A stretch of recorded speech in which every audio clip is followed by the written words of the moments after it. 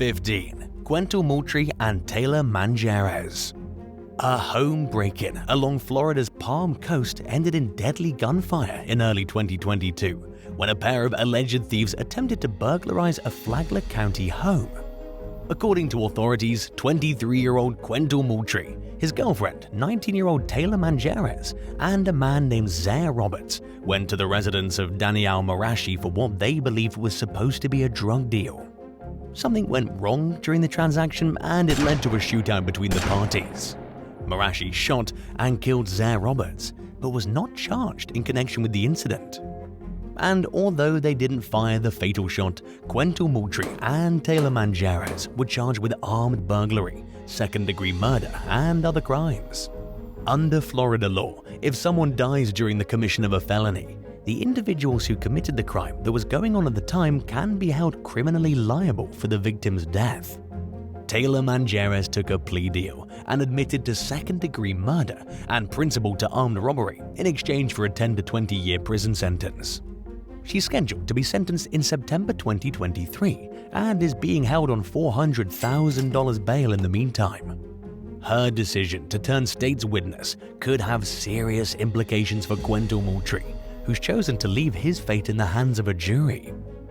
He's being held on a $400,000 bail while he awaits trial. If convicted of the murder charge, he could face life in prison. And although Danielle Marashi was not charged in connection with Robert's death, he faces a multitude of other charges in unrelated cases. It's unclear whether Manjarres' decision to testify as a witness in exchange for a plea deal will affect Marashi's usefulness to the state in a way that will affect prosecutors' decision over whether or not to grant leniency in his other cases. 14. Shelby Taylor Wise. While working at a bank in Houston, Texas back in 2018, 25-year-old Shelby Taylor Wise watched as a customer withdrew $75,000 in cash for her business. Surveillance footage showed Wise eyeing the woman while sending a text message on her phone. Later that day, the customer was violently attacked by two men who were after her bag full of money.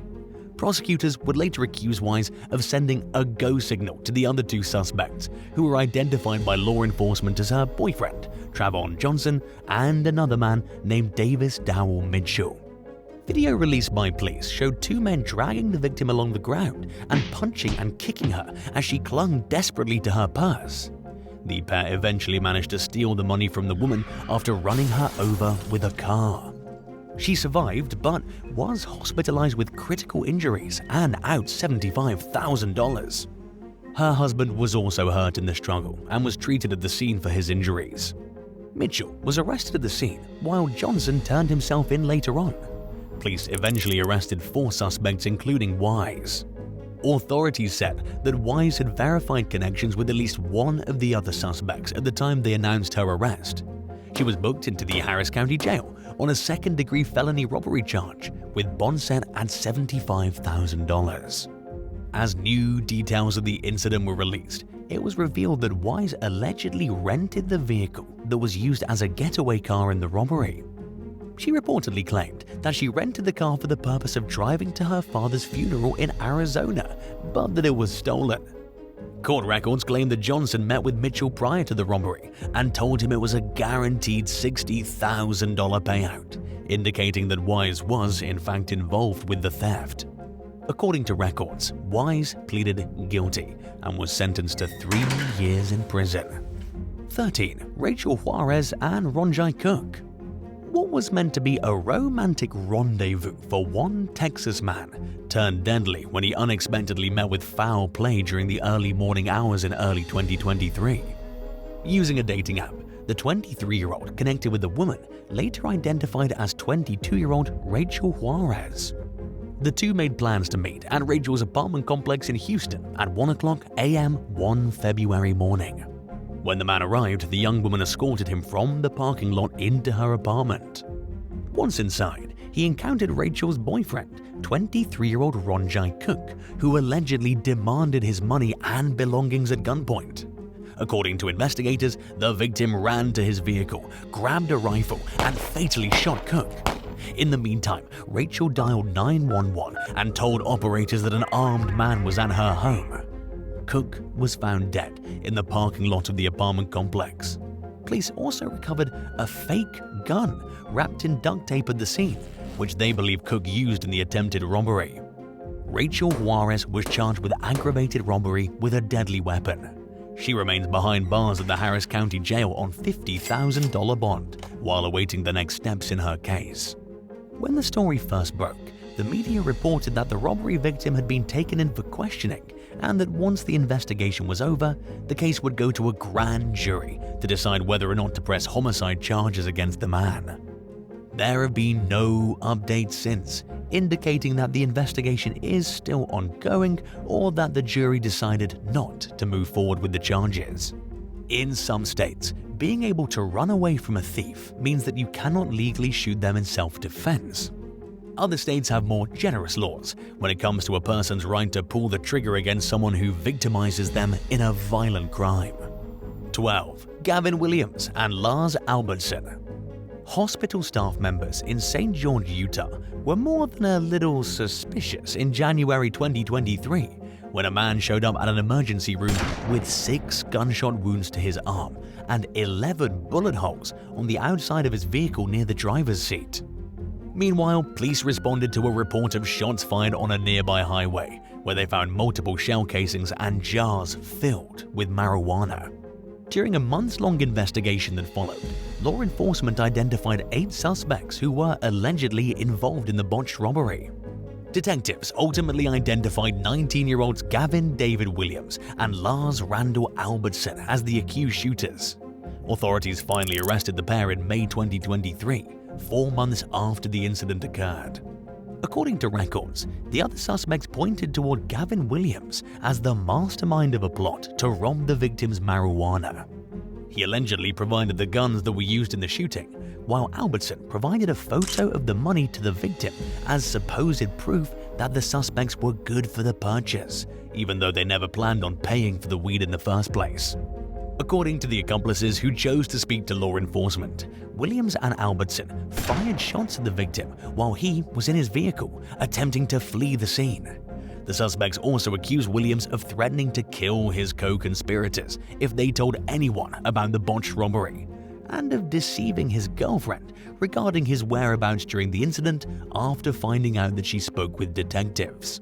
Williams and Albertson each face 1 count of attempted murder, 1 count of felony aggravated robbery, felony criminal mischief resulting in the loss of more than $5,000, felony criminal conspiracy, and a felony gun-related charge. 11. Norman Newsom and Alton Brown. As they entered their home in Oswego County, New York late one night in late 2021, 41-year-old Russell Bardin, 41-year-old Aaron Smith, and Smith's girlfriend were ambushed by 2 men in bandanas who forced them into the house. Just moments later, Smith collapsed from a single gunshot. His girlfriend heard 1 or 2 more gunshots as she ran toward the garage in an attempt to flee the scene. She eventually re-entered the home and found both Smith and Bardin suffering from gunshot wounds. Bardin survived, but Smith died from his injuries. Investigators ultimately traced the deadly robbery to 3 suspects. Bardin's ex-girlfriend, Brittany Yerdon, pleaded guilty to second-degree murder and second-degree attempted murder in exchange for a prison sentence of 23 years to life. The other 2 suspects, Alton D. Brown and Norman A. Newsom, rejected plea offers, which would have come with sentences of 25 years to life, and instead chose to go to trial. They were both convicted of all charges they faced, which included 3 counts each of second-degree murder, 2 counts of second-degree attempted murder, 3 counts of first-degree assault, and 1 count each of first-degree burglary, first-degree attempted robbery, second-degree attempted robbery, and a weapon-related charge. At Brown's sentencing, Chief District Attorney Mark Moody described the defendant as incapable of living within the bounds of the law. He said he couldn't think of anyone more deserving of the maximum sentence and implored the judge to more or less throw the book at Brown. Brown's defense attorney, Sean Chase, claimed that his client had no idea a shooting was going to occur. He acknowledged that Brown was a career drug dealer, but insisted that he felt deeply remorseful over the deadly outcome of the situation.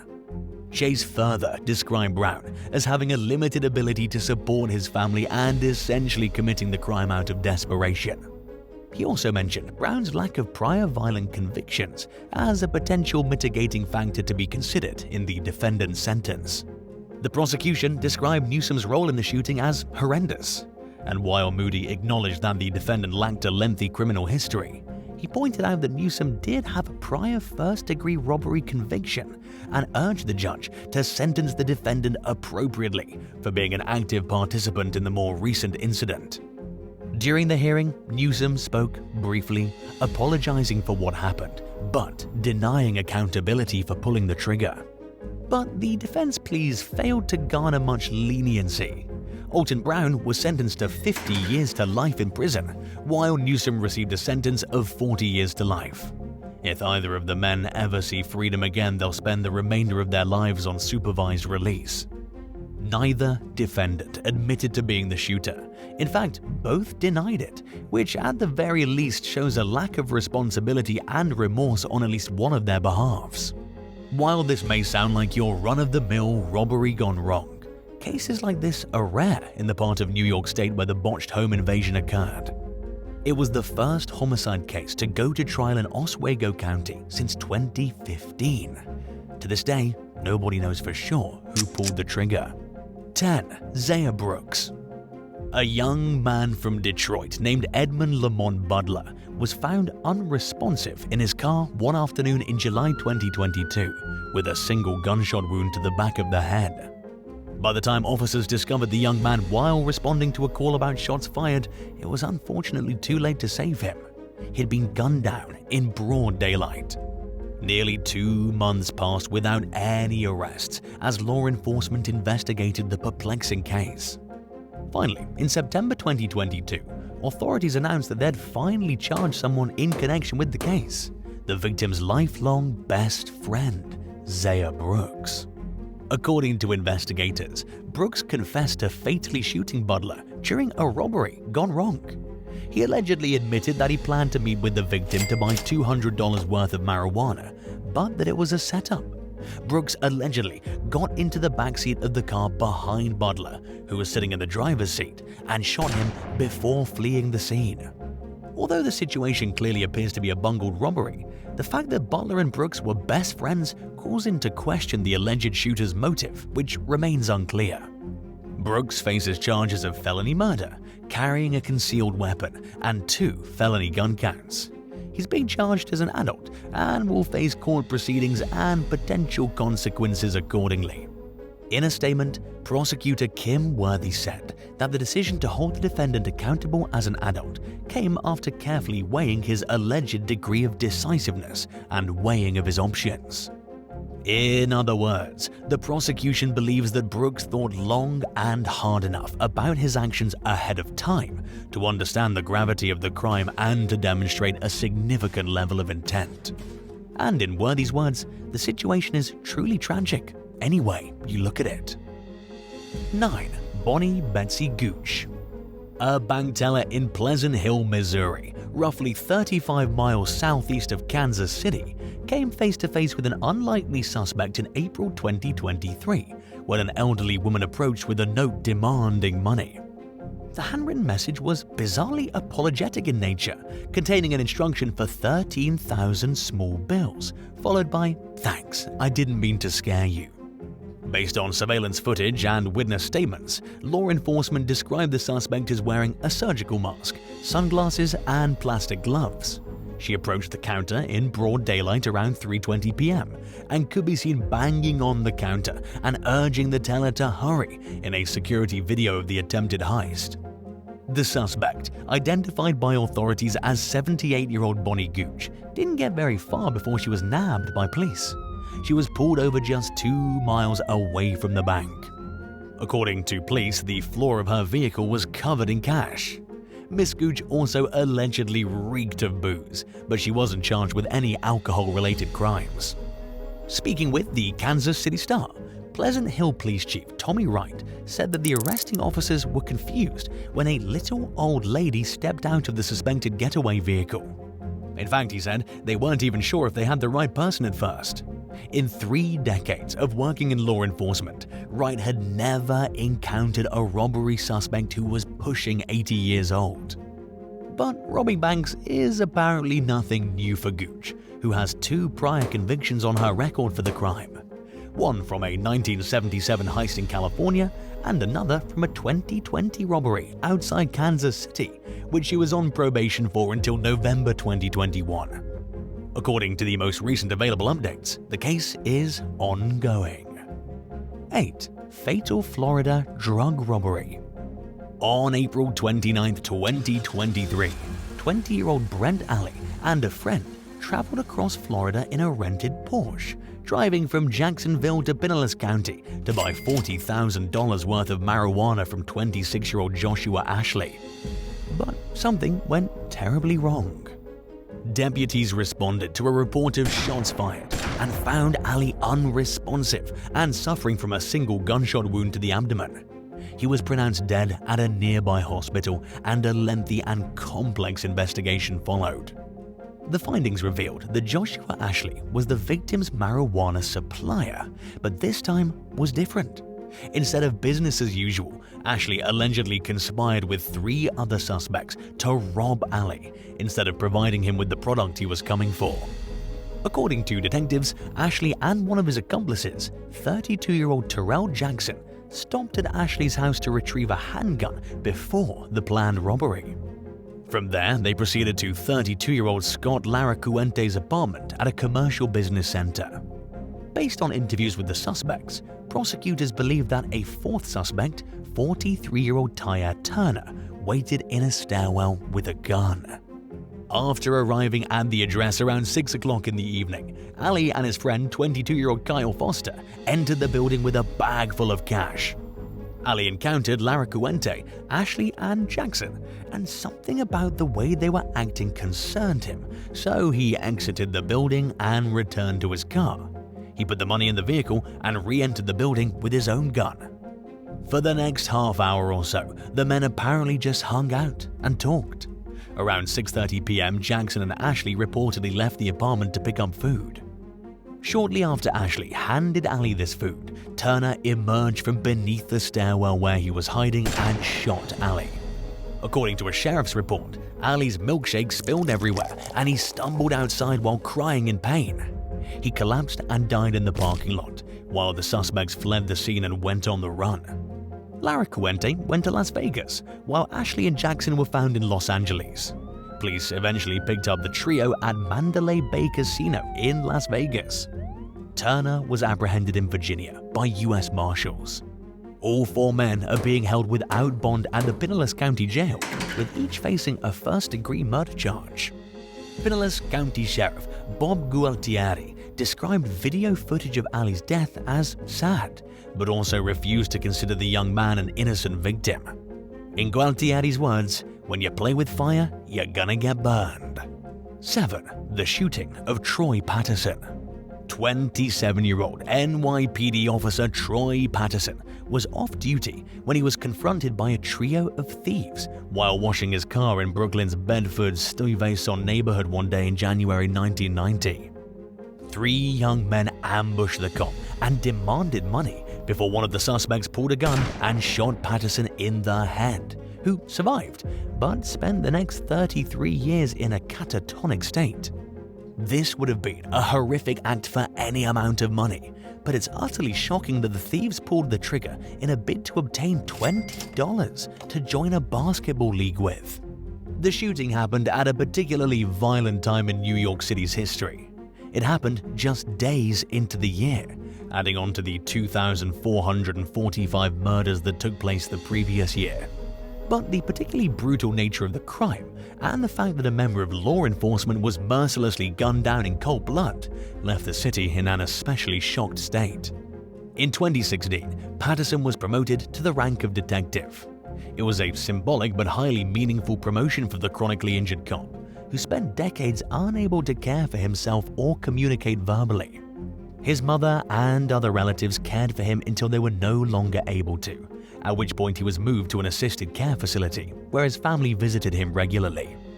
Although he couldn't talk, his loved ones said that they believed he could feel their presence.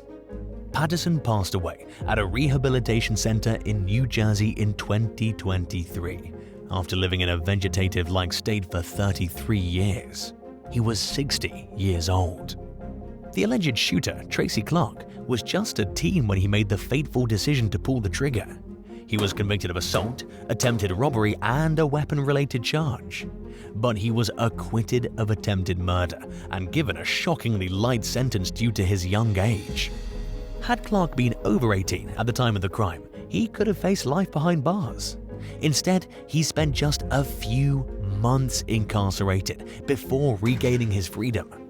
His two accomplices were also convicted of their roles in botched robbery and have served their time. Following Patterson's death, Clark, who's now 49 years old, publicly apologized for his actions while also insisting that he had paid his debt to society for the crime. His words fell on deaf ears, however, with many feeling as if Clark and his co-conspirators never truly faced justice. Clark has served time for other crimes. In 2003, he was convicted of possessing narcotics with intent to distribute in Orangeburg County, South Carolina. He was sentenced to 15 years in prison and was released in 2017. In May 2023, the Brooklyn District Attorney's Office announced that they were considering the possibility of pressing additional charges against the three men now that Patterson had passed away. A spokesperson said that the process of reviewing the case may take several weeks, and the DA's decision on whether to levy additional charges against the trio has yet to be revealed. Speaking with the New York Post, Clark said that he doesn't have much to say about the situation.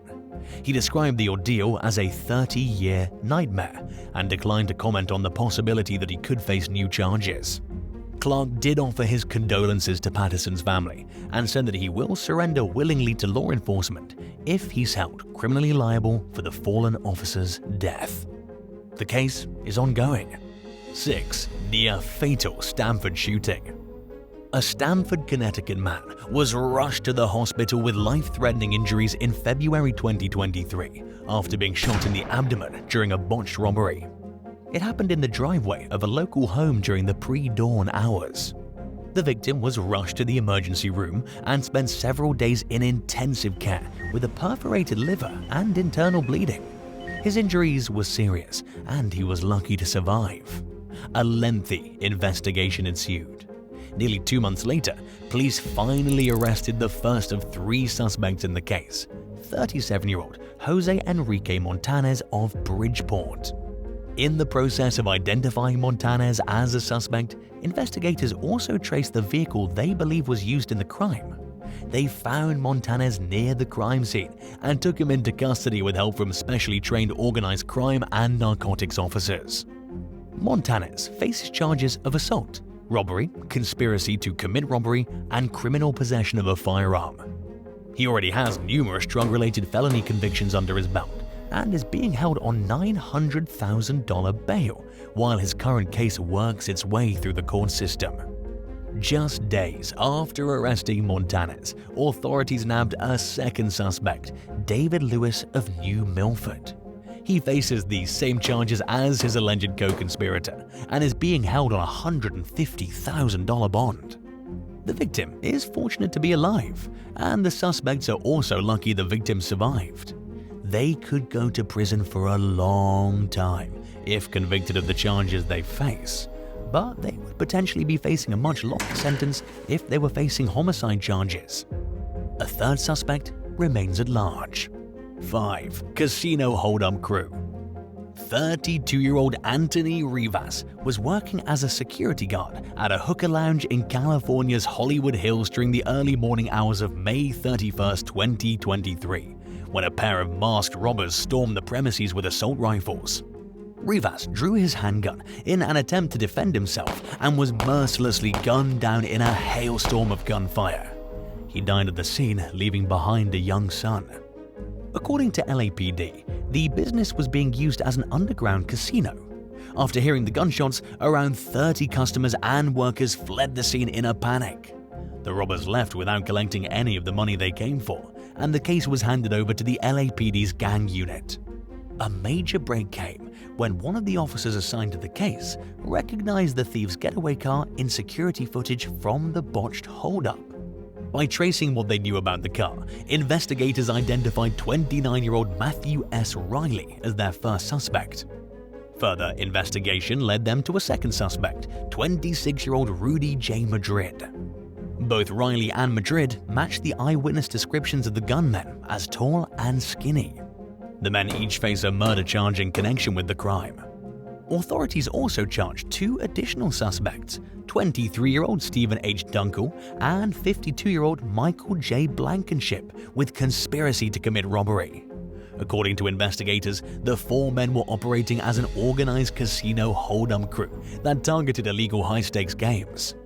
They based this theory on the fact that Stephen Dunkel, who has no prior criminal history, previously worked in various gambling parlors as a card dealer. He's accused of being the robbery crew's inside man who provided leads on which games to rob. Detectives believe Michael Blankenship acted as a decoy by entering the parlor ahead of time to ensure that the door was not locked and to distract security guards. Rivas confronted Blankenship, at which point police believe Riley and Madrid barged in with their guns. The building where the deadly robbery occurred is owned by a surgeon who insisted to law enforcement that he believed the storefront was being legitimately rented out as a hooker lounge. But the person who was running the illegal gambling lounge reportedly admitted to investigators that he paid $10,000 per month to the surgeon to host games twice a week. Inside the parlor, police found two large poker tables, a fully staffed kitchen and bar, and multiple prostitutes. The hosts also offered valet parking in a nearby gated lot. But the underground activity came to an abrupt halt when it ended in murder, and the outcome of the situation for the suspects is yet to be seen. 4. Randy Jones. While off duty one evening in early 2023, a 26-year-old NYPD officer named Adid Fayaz went with his brother-in-law to Brooklyn's East New York neighborhood to buy a Honda Pilot that was advertised for sale for $24,000 on Facebook. When Fayaz and his brother-in-law arrived at the designated address, the man they met with led them into an alleyway and jokingly asked if they were armed. He then put Fayaz in a headlock and demanded the money for the car. According to an NYPD spokesperson, Fayaz said he didn't have the money, at which point the thief pointed a gun at the officer's brother-in-law. It would later be revealed that Fayaz and his brother-in-law had left the cash for the Honda in their vehicle, which is why the thief never got his hands on it. Fayaz fought back against his attacker and managed to break free from the headlock, but was shot in the head. The perpetrator then fled the scene, firing several more shots as he ran away and then sped off in a BMW.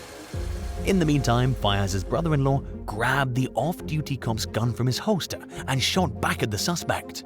One of the vehicles hit the getaway vehicle, but neither the suspect nor the brother-in-law were injured. EMTs rushed Fayaz to the hospital, where he clung to life for 3 days before succumbing to his injuries. 2 days after the crime, while Fayaz was still fighting for his life, authorities tracked down and arrested the suspected shooter, 38-year-old Randy Popper Jones, at a motel in Long Island. He was found hiding out in a room with a woman and 5 kids and had allegedly tried to conceal the bullet hole on his vehicle with tape. Jones was charged with murder and attempted robbery and is currently being held without bail at Rikers Island while the case proceeds in court. More than 100 police officers attended his arraignment in honor of Fayaz.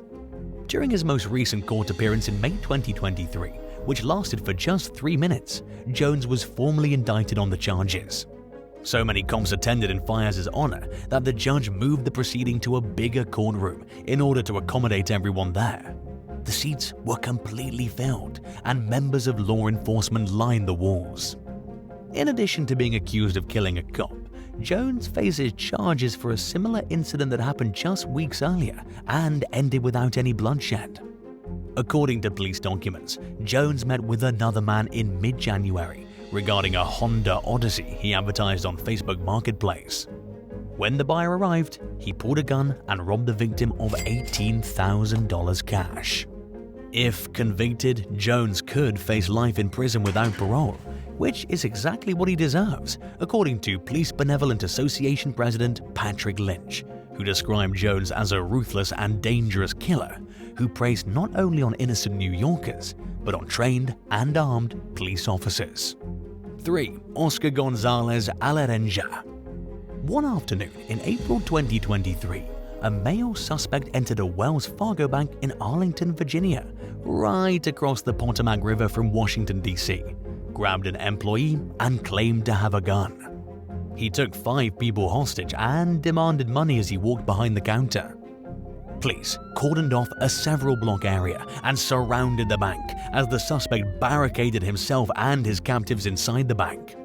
Specially trained emergency response team members got as close to the building as they could and issued instructions to the suspect. Luckily, he complied. Just an hour after the robbery began, the hostages exited the bank. Paramedics examined everyone on the scene and gave them all a clean bill of health. The hostages were followed by the suspect, identified by law enforcement as 30-year-old Oscar Gonzalez Alarenja of Raleigh, North Carolina, who was taken into custody without incident. After exiting the building empty-handed, he was charged with robbery and abduction. And as it turned out, he also may have been bluffing when he made it seem like he had a weapon, because no weapons were found at the scene. According to the most recent media updates on the case, the investigation is ongoing. 2. NYC Nightclub Robbery Spree. Over a 15-month period starting in March of 2021, at least one organized group of criminals drugged and robbed 16 or more patrons at gay nightclubs in New York City's Hell's Kitchen district. At least 7 people were killed. 2 victims, 25-year-old Julio Ramirez and 33-year-old John Umberger, died from overdoses of fentanyl along with other drugs that were found in their systems. The perpetrators made off with their victims' cell phones, wallets, and other belongings, and they used the victims' debit and credit cards to take money from their accounts. Authorities initially believed the deaths were accidental until they discovered the stolen funds. It was at that point that they began investigating the cases as homicides. According to Manhattan District Attorney Alvin Bragg, members of the theft ring approached customers as they were leaving bars, engaged them in conversation, offered them drugs, and proceeded to rob the victims. Cell phone footage from inside an apartment allegedly showed 2 suspects with one of the victims who was unconscious on a bed, lying in the same position he was found dead in. Months dragged on without any arrests. Finally, in March 2023, a grand jury indicted 6 defendants in Ramirez and Umberger's deaths. All 6 suspects face robbery, identity theft, grand larceny, and conspiracy charges. The alleged ringleader, 35-year-old Jaquan Hamilton, and his accused co-conspirator, 34-year-old Robert DeMaio, were each charged with 2 counts of murder, while 29-year-old Jacob Barroso was hit with 1 murder count. Given the fact that the victims were targeted at gay nightclubs, it was only natural to wonder if the crimes were at least partially motivated by hate. But that wasn't the case, according to New York City Mayor Eric Adams, who said that the thieves were driven purely by greed and a reckless disregard for the safety and lives of their victims. It's unclear whether the 6 men who are currently facing charges are connected with any of the other nightclub overdose deaths. Investigators have also not yet speculated on whether they believe the deaths were intentional, although a second-degree murder charge is typically issued in cases of suspected intentional homicide in New York State. According to authorities, the investigation is ongoing. 1. Ronald Jackson Jr. 36-year-old James Williams was working the overnight shift at a Chevron gas station in Antioch, California in 2022 when he came face to face with 2 armed thieves. Police found him on the floor with a gunshot wound during the early morning hours while responding to a report of a shooting at the store. According to law enforcement, Williams told his co-worker, Annette Matamoros, that someone was trying to rob the store and to stay put. Annette later told ABC7 that she overheard gunshots while hiding in the bathroom. She ran out of the restroom and saw Williams falling to the ground. The traumatized worker told the news station that she knew it was bad when she saw her colleague on the floor in a pool of blood and with blood pouring out of his mouth. Authorities revealed that Williams chased after and shot at both suspects, striking 20-year-old Ronald Jackson Jr. in the leg. Jackson allegedly shot back, striking Williams in the chest and leg. The clerk died from his injuries. Investigators revealed that Jackson and another suspect made off with cigars and an undisclosed amount of cash. Annette Matamoros, who was working with Williams at the time of the disturbing encounter, told ABC7 that less than $150 is kept in the cash register at all times, so it's unlikely that the thieves got much money, and sadly, a man needlessly died in the process. Despite the fatal nature of the robbery, the district attorney's office declined to press murder charges against Jackson. He faces 1 count each of robbery, possession of stolen property, and a firearm enhancement, which means that the charge was upgraded to a more serious level because a gun was involved. Sadly, the other suspects in the case remain at large. Thanks for watching. Would you rather live in a place where crimes rarely happen, but are major when they do occur? Or in a place where petty crime is common, but violent incidents are practically unheard of? Let us know in the comments below and remember to subscribe. See you next time. Bye.